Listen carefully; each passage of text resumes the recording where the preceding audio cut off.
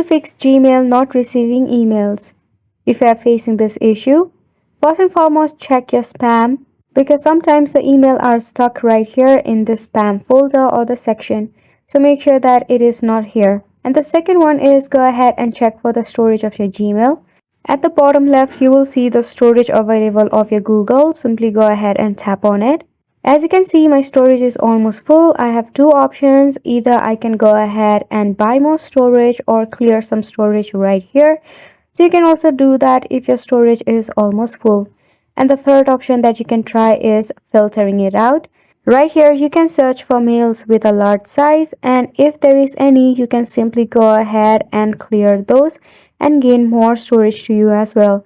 So once you do all of this, you'll be able to solve your issue and also make sure that your Wi-Fi connection is stable and in optimum speed. And this is a wrap for this video as well. We hope this was helpful and thank you so much for watching.